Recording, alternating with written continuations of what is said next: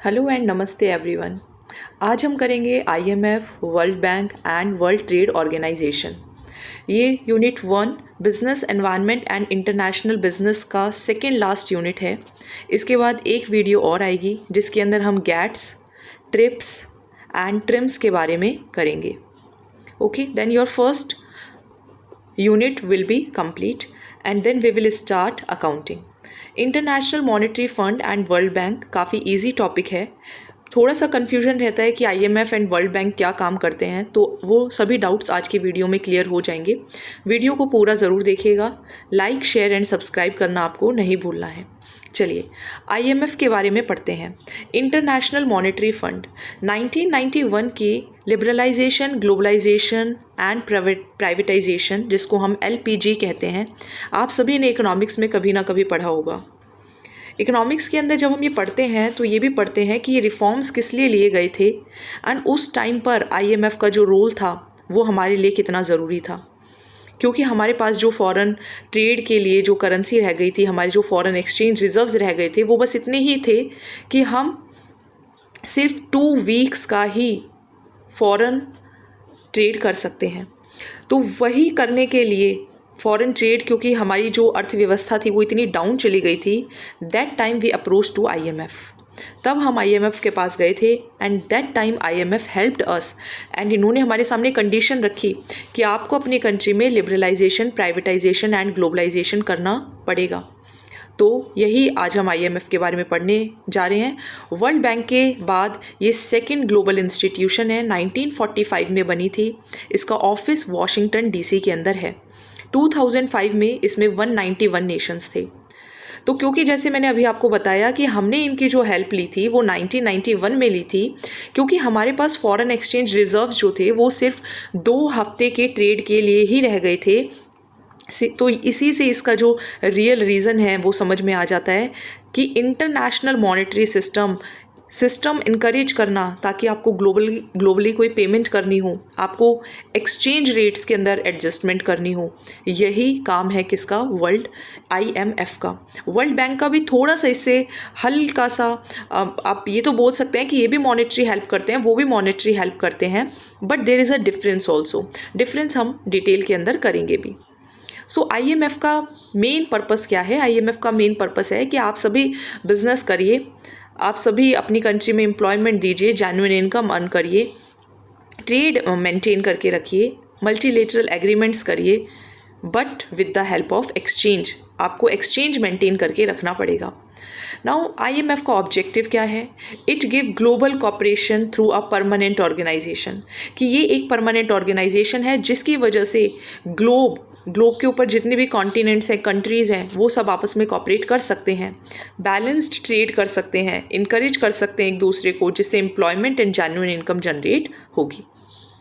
Trade के एक दूसरे के साथ कर सकते हैं, अलग अलग टेक्निक्स अपना सकते हैं, but that must be legal. So ये एक मल्टीलेटरल सिस्टम ऑफ पेमेंट को प्रेफरेंस देता है। So this was about IMF. Then what is world bank? World bank क्या है फिर? वर्ल्ड बैंक आपको लोन देता है। वर्ल्ड बैंक आपको क्या करता है? लोन देता है। आईएमएफ उसके साथ साथ आपको सजेशंस भी देता है, रिकमेंडेशंस भी करता है कि आप ऐसा करिए, आप लाइसेंसिंग सिस्टम कम कर दीजिए। आईएमएफ ये भी करता है। बट वर्ल्ड बैंक क्या करता है? वर्ल्ड बैंक लोन देता है, ग्रांट्स देता है उन कंट्रीज़ को जो कि लो या मिडिल इनकम है, ताकि अगर उन्हें अपने कोई प्रोजेक्ट स्टार्ट करना है तो वो कर सकें। This is totally from Wikipedia. मैंने ये विकीपीडिया से ही लिया है ताकि आपको टोटली अपडेटेड नोट्स मिल सकें। नाउ वर्ल्ड बैंक को ही पहले कहा जाता था IBRD and IDA। IBRD and IDA world bank की ही इंटरनेशनल ऑर्गेनाइजेशंस का ही एक स्वरूप इसका बदल गया, international bank for reconstruction and development and international development association. अभी हमने पढ़ा कि IMF 1945 में बना। Actually IMF and World bank दोनों ही एक साथ ही बने थे। 1944 में एक ब्रेटन वुड्स कॉन्फ्रेंस हुई थी जिसके बाद ये दोनों बने थे। पहला लोन वर्ल्ड बैंक ने किसको दिया? फ्रांस को दिया। कब दिया? 1947 में। इसके बाद ये लोन्स देते रहे अलग अलग कंट्रीज़ को। पिछले 30 ईयर्स से काफ़ी सारे एनजीओ एंड काफ़ी सारे एनवायरमेंटल ग्रुप्स भी इसके अंदर इंक्लूडेड हैं जो कि वर्ल्ड बैंक से लोन देते हैं, क्योंकि यूएन के सस्टेनेबल डेवलपमेंट गोल्स भी कंप्लीट करने हैं। पहले मिलेनियम डेवलपमेंट गोल्स होते थे, अब सस्टेनेबल डेवलपमेंट गोल्स हैं। उनको भी कंप्लीट करने के लिए काफ़ी कंट्रीज़ को लोन चाहिए होता है। So world bank provides that. So this is the World Bank building in Washington DC. तो 1944 के अंदर ये इस्टेब्लिश किया गया। एंड किस टाइप की संस्था है? फाइनेंशियल इंस्टीट्यूशन है, ट्रीटी है। एंड इसका हेडक्वार्टर आपको देख सकते हैं डीसी के अंदर है, वॉशिंगटन डीसी के अंदर। 189 कंट्रीज़ हैं। देन ये इसके कुछ ये आपके यूजीसी नेट के काम में नहीं आएंगे, बट क्योंकि मैंने ये टोटली ही अपडेट किया है तो इसको भी मैंने साथ में पेस्ट कर दिया। चलिए, अगर हम 2022 के बारे में बात करें तो वर्ल्ड बैंक को कौन चला रहा है? वर्ल्ड बैंक के अंदर प्रेसिडेंट है एंड 25 एग्जीक्यूटिव डायरेक्टर्स हैं और साथ साथ में 29 वाइस प्रेसिडेंट्स भी हैं। 189 एंड 174, आईबीआरडी के अंदर 189, आईडीए के अंदर 174 टोटल। आप अब इसको मिलाकर वर्ल्ड बैंक ही कहा जाता है। ये आपको ध्यान रखने हैं कि वोटिंग पावर किसके पास है। वोटिंग पावर है US, UK, China, Germany and Japan के पास। ये ध्यान रखेंगे आप सभी। बेसिक एम यही है कि पॉवर्टी को दूर करना है लोन प्रोवाइड करके, हेल्प करके। एंड ये इनके कुछ ऑपरेशंस भी चलते रहते हैं। वर्ल्ड बैंक काफ़ी सारे ट्रेनिंग विंग्स भी चलाता है कि लोगों को भी ट्रेन करते हैं। साथ साथ में clean air initiative and UN development business के साथ भी काम करते हैं। वर्ल्ड बैंक को क्रिटिसाइज इसलिए किया जाता है कि आप बहुत सारे पैसे कभी कभी किसी कंट्री को दे देते हो, जिसकी वजह से वहाँ पे प्राइजेस राइज हो जाते हैं, जनरल राइज हो जाता है प्राइस में, जिसकी वजह से इन्फ्लेशन हो जाता है। एंड इसकी वजह से काफ़ी प्रोटेस्ट भी हुए थे 1988 में और 2000 में। फिर जब कोविड-19 आया तो उस टाइम पे भी इसको काफ़ी क्रिटिसाइज़ किया गया। जो इसके प्रेसिडेंट थे डेविड मैल्पस, इनको भी क्रिटिसिज्म फेस करने पड़ा क्योंकि क्लाइमेट चेंज के ऊपर कुछ फोकस नहीं किया गया। फिर इनको रिप्लेस किया अजय बांगा ने, क्योंकि वो क्लाइमेट एक्शन को प्रमोट करते थे। तो ये थोड़ा सा करंट अफेयर से रिलेटेड है। So this was about IMF and World bank. Now what is WTO? WTO 1995 में इस्टेब्लिश हुआ। ये गैट को रिप्लेस करके बना था। गैट, ट्रिप्स, ट्रिम्स भी हम पढ़ेंगे। तो WTO 1995 में बना 1 जनवरी के अंदर। इसका जो हेडक्वार्टर है that is not in Washington DC but in Geneva, Switzerland. ये एक परमानेंट संस्था है, World trade Organisation. World trade Organisation का काम ये है कि कंट्रीज़ के बीच में जो भी ट्रेड हो रही है उस ट्रेड को लेके अगर कोई भी प्रॉब्लम हो जाती है, कुछ मैनेजमेंट करना है, कोई फॉरम प्रोवाइड करना है मल्टीलेटरल एग्रीमेंट से रिलेटेड, तो World trade Organisation use to provide that. 153 countries हैं। एंड अगेन यहाँ पर भी US, European Union and Japan जो हैं वो कभी कभी थोड़ा सा WTO पे हावी होते हुए नज़र आते हैं, क्योंकि वो काफ़ी ज़्यादा इसके अंदर फंड प्रोवाइड करते हैं। तो अंडर डेवलप्ड कंट्रीज़ और जो डेवलपिंग नेशंस हैं वो काफ़ी कंप्लेन करते हैं कि ये WTO जो बिग पावरफुल नेशंस हैं उसके थ्रू ही चलाया जा रहा है। स्टिल WTO के फंक्शंस क्या हैं? फंक्शंस यही हैं कि आपको ग्लोबली गुड्स एक्सचेंज करने हैं तो आपको ये हेल्प करेंगे। अगर कोई डिस्प्यूट को सेटल करना है WTO विल हेल्प। गाइडलाइंस ये प्रोवाइड करते हैं, रेगुलेशंस प्रोवाइड करते हैं एंड अलग अलग इंस्टीट्यूशंस को हेल्प भी करते हैं, काउंसिल भी करते हैं कि किस तरीके से आप पॉलिसीज़ बना सकते हैं, किस तरीके से आप एक दूसरे को समझ सकते हैं, कॉपरेट कर सकते हैं and you can trade. Then what are the objectives? Objectives GATT की तरह ही हैं। इसके बाद गैट, ट्रिप्स एंड ट्रिम्स ही करना है।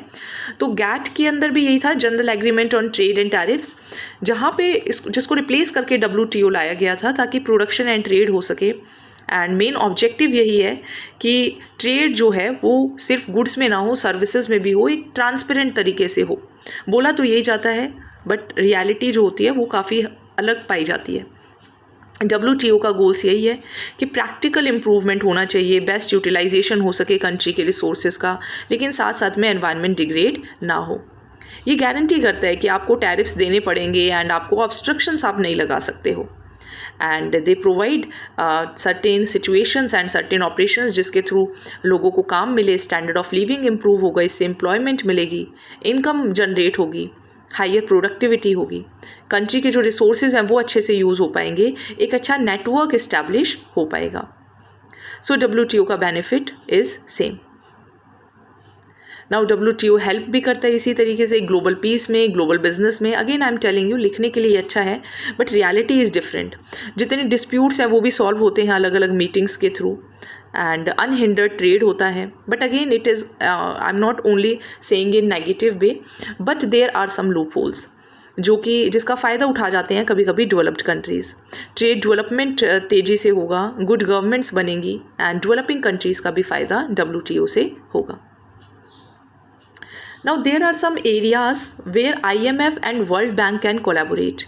ये आप देख सकते हैं जैसे कि कुछ गरीब कंट्रीज़ हैं, कुछ पुअर कंट्रीज़ हैं, उनके ऊपर जो डेप्ट बर्डन हो जाता है, जो उधार का बर्डन हो जाता है, किसी को फाइनेंशियल स्टेबिलिटी प्रोवाइड करनी है, तो ये हेल्प करेंगे IMF and World bank. So this is totally optional. आप चाहें तो इसको रीड कर सकते हैं, ये मैंने एक्स्ट्रा ही इसके अंदर इंक्लूड की है. जैसे इनके अलग अलग प्रोग्राम्स चलते रहते हैं, जैसे कि आप ये देख सकते हैं. एक है MDRI, मल्टीलेटरल डेप्ट रिलीफ इनिशिएटिव. तो जो कंट्रीज़ डेप्ट में हैं उनको रिलीफ प्रोवाइड करने के लिए इनिशिएटिव है. देन एक है डेप्ट सस्टेनेबिलिटी फ्रेमवर्क, जो कि दोनों इंस्टीट्यूशंस मिलकर चलाते हैं, अगेन ताकि डेप्ट जो है वो कम हो सके. देन एक है फाइनेंशियल सेक्टर असेसमेंट प्रोग्राम, जो कि ये देखता है कि कंट्री का जो फाइनेंशियल सिस्टम है उसके अंदर क्या कमज़ोरियाँ हैं या फिर क्या स्ट्रेंथ्स हैं जिसको यूज़ किया जा सकता है. देन ये आप climate change and sustainable development goals का भी देख सकते हैं कि क्लाइमेट चेंज के लिए भी हेल्प करना है एंड दोनों ही IMF एंड वर्ल्ड बैंक उसके लिए मिलकर काम कर रहे हैं. सस्टेनेबल डेवलपमेंट गोल्स के लिए भी दोनों काम कर रहे हैं. सस्टेनेबल डेवलपमेंट गोल्स अब मिलेनियम डेवलपमेंट गोल्स को रिप्लेस कर चुके हैं, पहले मिलेनियम डेवलपमेंट गोल्स होते थे. Then there is IMF and World Bank जो है वो एक दूसरे को हेल्प भी करते हैं ताकि दोनों मिलकर ही सस्टेनेबल डेवलपमेंट गोल्स को प्रोवाइड कर सकें.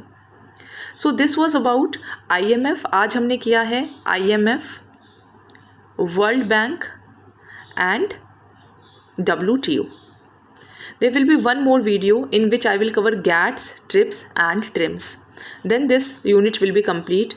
A marathon video will also be uploaded. Do watch that also and please also subscribe.